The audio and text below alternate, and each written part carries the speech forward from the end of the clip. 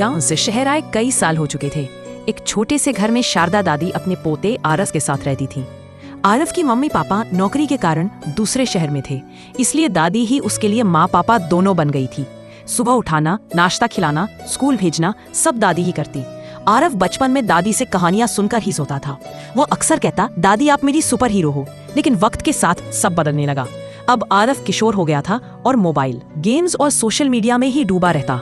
जब भी दादी पुकारती, बेटा खाना खा लो, तो आरव कान में हेडफोन लगाकर बस कहता, दादी प्लीज अभी टाइम नहीं है। दादी रोज खिड़की के पास बैठकर उसका इंतजार करती। कभी हाथ में स्वेटर बुनती, कभी पुराने एल्बम में आरव के बचपन की तस्वीरें देखती और आंखों में आंसू भर आते। उनका साथी बस एक पुराना राधा कृष्ण का फोटो और मक्खन चुराता कृष्ण की छोटी मूर्ति थी, जिससे बातें करके वो अपना अकेलापन बांट लेती। एक दिन स्कूल से आरव बहुत उदास होकर लौटा।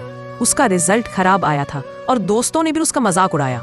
घर पहुंचकर उसने गुस्से में मोबाइल फेंक दिया और रोते हुए बोला, कोई मुझे समझता ही नहीं, सब मुझे बुरा कहते हैं।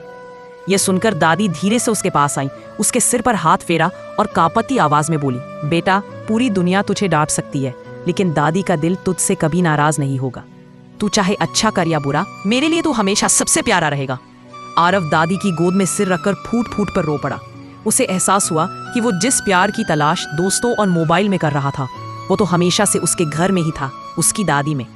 उस रात उसने दादी का हाथ पकड़कर कहा, दादी अब मैं आपको कभी अकेला नहीं छोड़ूंगा। मोबाइल बाद में चलेगा, पहले आपकी कहानियां सुनूंगा।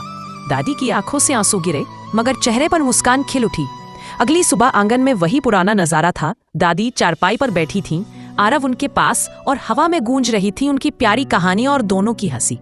कहानी की सीख, मोबाइल और टेक्नोलॉजी जरूरी है, लेकिन अपने बुजुर्गों का प्यार और समय कहीं ज्यादा अनमोल है।